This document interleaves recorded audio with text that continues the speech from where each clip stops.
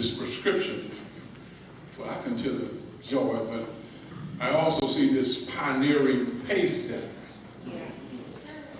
This pioneering pace setter.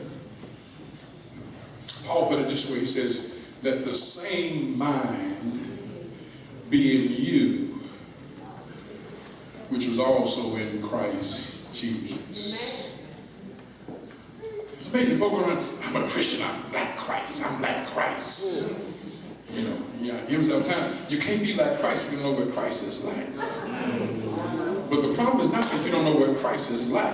You don't want to be like Christ. We want to be like Christ when he rose from the dead. We don't be like Christ when he's sitting on the throne on the side of his Father. But we don't want to be like Christ when he sacrificed his life. Dr. Beagle, man who had gone to college, finished seminary with honors, had great grades. In fact, when he finished, he had all kind of offers for some of the major Methodist churches in the country. But he felt the call of God calling him to serve in the Salvation Army. And so he turned on all these other opportunities to take a lesser job. And to his surprise, when he started working at the Salvation Army, the guy who was over him, the supervisor, you know what his first job was? He put him in a cellar to shine the shoes of the other folk. He's in the cellar with about 11 boots with mud on them. He's got a master's degree. He has finished seminary. He had all kind of offers, and now he's in a cellar with boots. And he says, I really felt like I was better than this is beneath me. Lord, why is it you took me through all of this? I got all this training, all this education, and you got me in a cellar washing boots, shining boots, polishing boots. And he says, the Spirit came through him and said he heard Jesus say it. If I could wash my disciples' feet, you ought to be able to shine boots. Y'all missed it, y'all missed it, y'all missed it. See, when I say I want to be like Jesus, I really know what Jesus did. Jesus is in heaven, he's the Son of God, but he comes out of heaven, takes on human flesh. He wasn't born in a mansion, he wasn't born in a palace, he's born in a stable.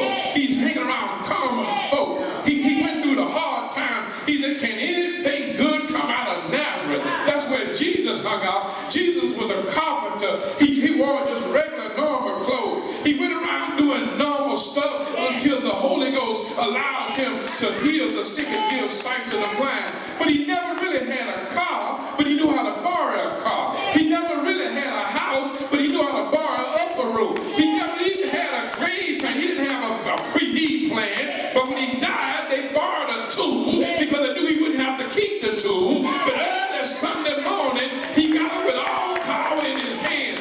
But before he got there, the Bible said, when his disciples had their chest stuck out and started fussing about who's going to be the greatest, he started crying with tears from his eyes. But he said he took a towel and wrapped it around himself and fell down and started to wash each of them feet. And he said, if I can wash your feet, surely you ought to be able to wash each other's feet. Maybe that's what's wrong. We claim you ought to be like Jesus, but that's too much beneath us. I don't care what kind of degree you have. You ought to be willing to clean some toilets. I don't care what kind of degree you have. You ought to be willing to scrub a floor in the name of, I don't care what kind of degree you have. You ought to be able to treat everybody as though they are somebody, because anything you do in the name of the Lord is worthy.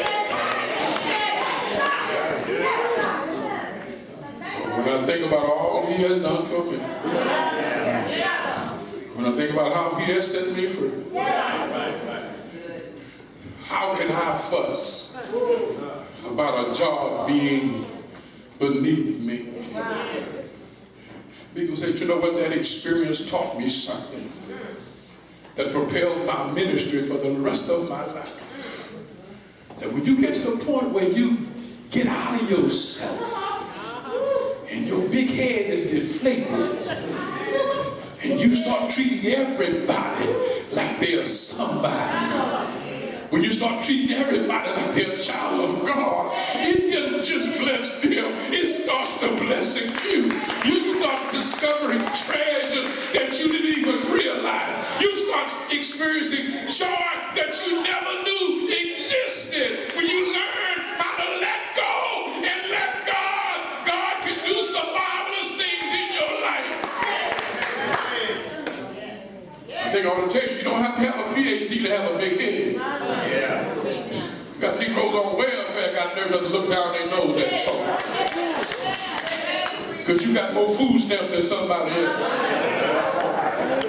Look down your nose because your child got on some Air Jordan and somebody else can't afford it. Because you know how to steal and get them and they don't know how to get them. You feel like you better than somebody else. Because you in the corner of the project instead of in the band section of the project. You got nerve enough to look down your nose at somebody else. I came by to tell you, we're all like filthy rags in the eyesight of God.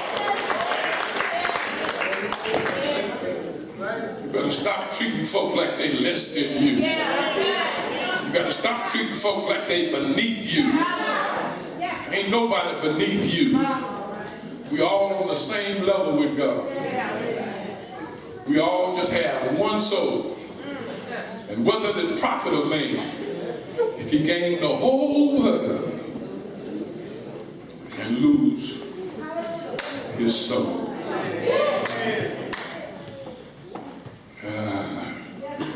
What a mighty God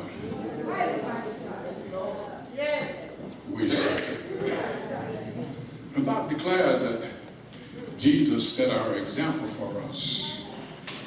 And because he set our example for us, he helps us to be who we ought to be. If you are my disciple, you'll minister in my name. If you're my disciple, you'll be able to be the person that I want you to be. Do I have a witness here? Finally, as I close, we see our Lord in this mode of vain glory. He says, whatever you do, you ought to do it with the right state of mind. Yes.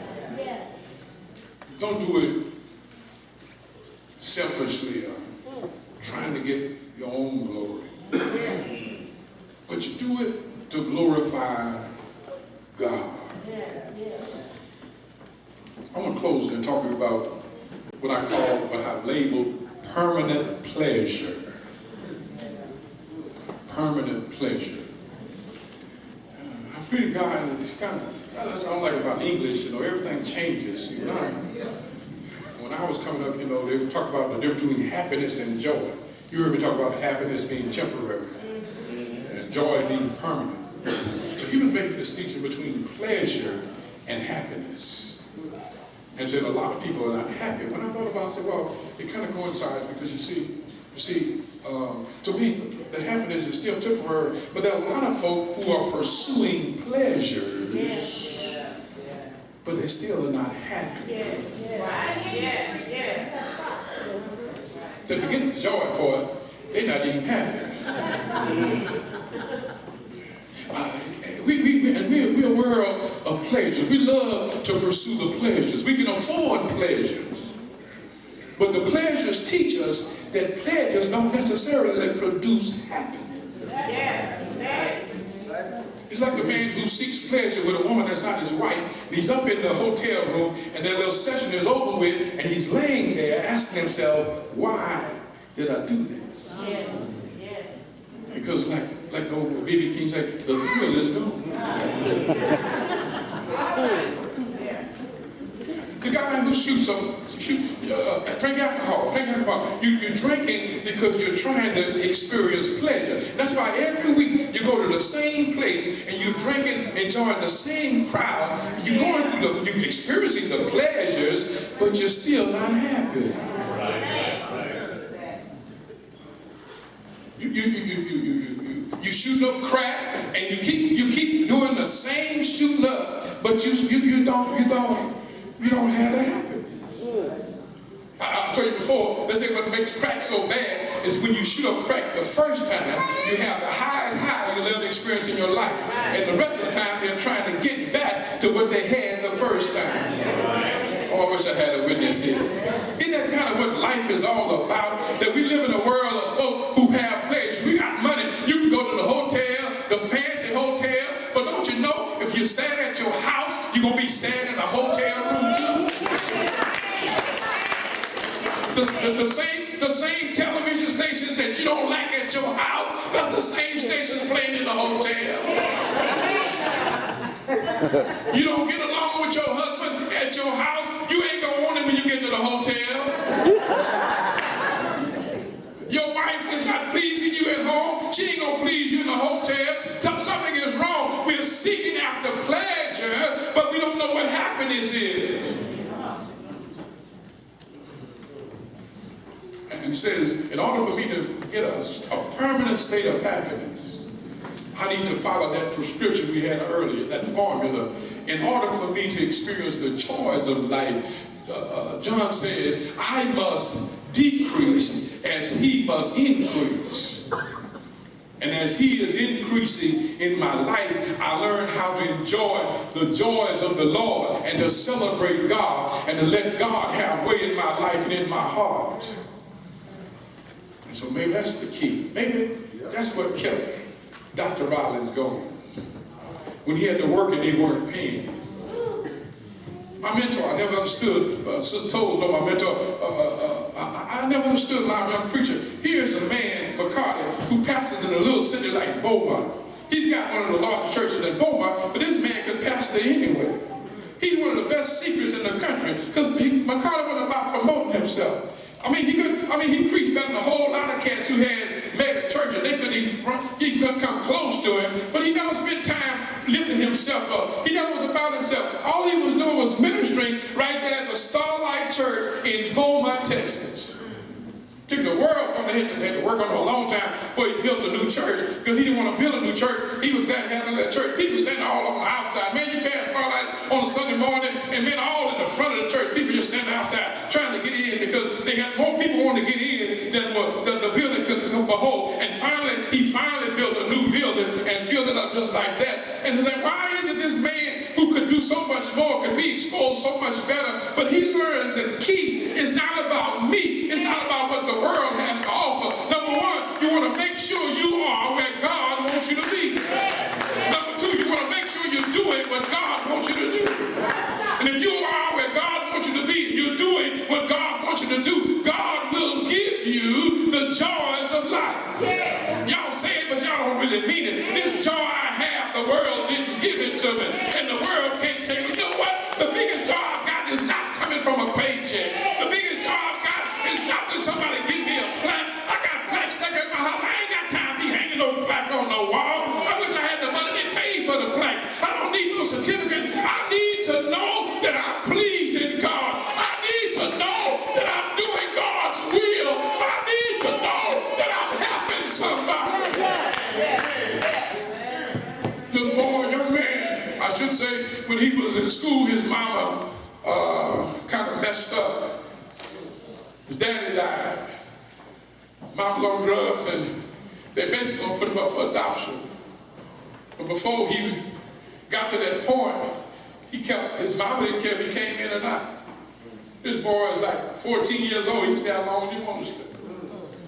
Which is what happened. He met some of my church people. And it's amazing. The crowd he met wasn't the members who got the big house and the car. He met one of the poorest families in the church. A woman struggling to feed her children. And of all the people in the world, she don't take him in. Y'all will hear what I'm saying. She barely making enough to feed her own family. And got nerve enough to take him in. I said, what's wrong with you? You can't make it. Said, Rev, I couldn't turn him down. The boy is a good boy, but he don't have nobody to guide him. He just needs somebody to guide him. When I talked to the young man, and he came to the church, I could see the young man wasn't no belligerent young man, but a young teenager with that kind of freedom. He could have been stark stone crazy, but he was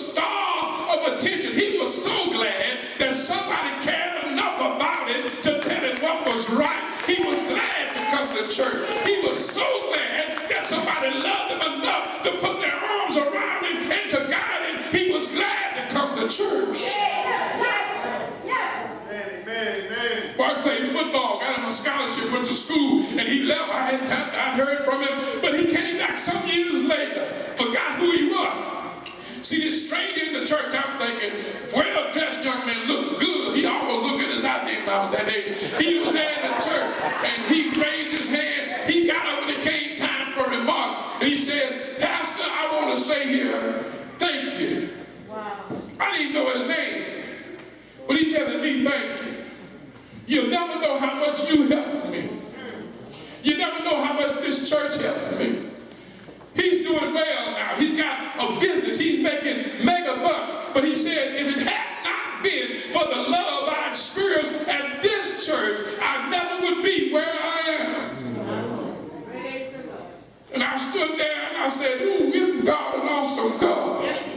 That I've been able to help a young man that I didn't even know I was helping. And it wasn't just me only. I told you that the woman who made a sacrifice. But don't you know that's the way God works? That sometimes when you throw out seed, you don't know where those seeds are going to land. But you know what? There's not a check I've ever received in my life that brought me the joy that young man brought me. When I looked and saw this young man could have ended up in prison, but now he's successful, doing well, praising God, loving the Lord. And he said, I had a chance to contribute in his life. I ain't bragging on me. I'm bragging on God. You got to understand, when you invest in others and you see what God can do in their lives, it's enough to really make you feel good on the inside. It's like I got a whole bunch of children. Yeah, I'm glad when Albert Jr. does well. I'm glad when Kimberly does well. I'm glad when Taylor does well. But you know what I found out? If you love all these children,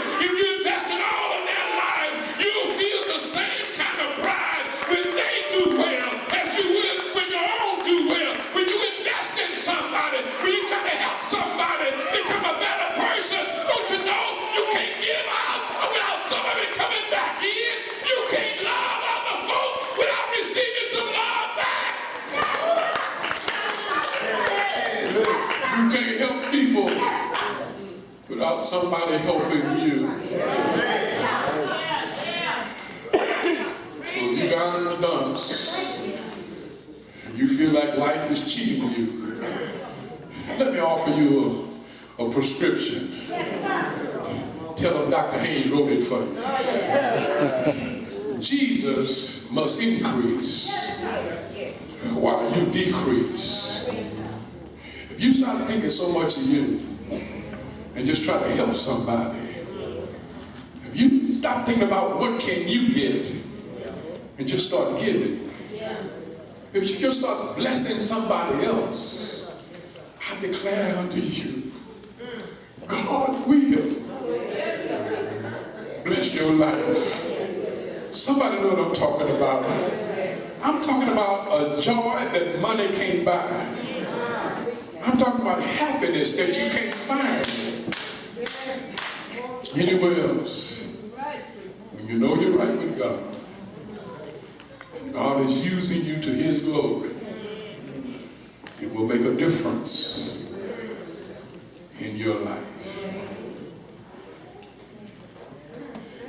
The Bible declares that he died. He put him in that bar too. But early Sunday morning, he got up with all power.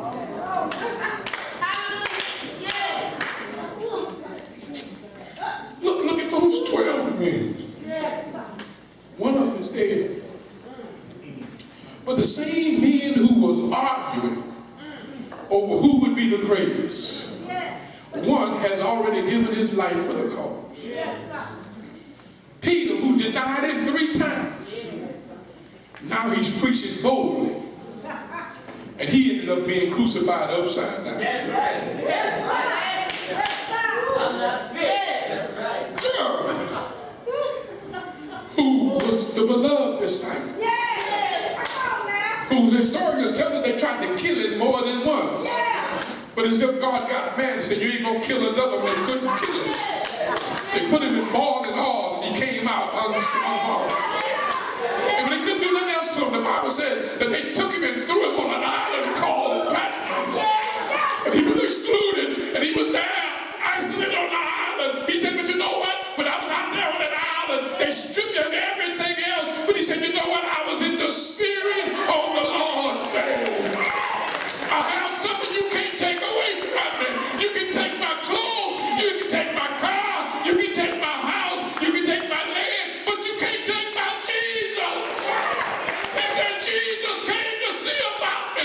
How you know it was Jesus? He said he stood there and his eyes were like balls of fire. His hair was like lamb wool. His feet was like polished bronze. And the walls were made of that one.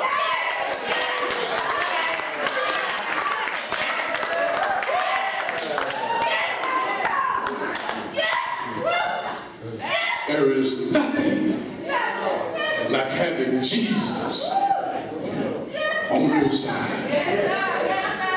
Oh, what a friend we have in Jesus. All our sins and griefs to bear. All because we do not carry everything. Come on, Sister G. Everything to God in prayer. You will never sacrifice more for him than he will for you. And you can't beat God giving. If you hear today and you say, well, preacher, I'm ready to surrender my life to the Master. I know you're saved and you know you're saved, but now we're talking about how much you're going to give. Sacrificial giving can be measured on how much money you put in the plate. But sacrificial giving is much more than that. How much time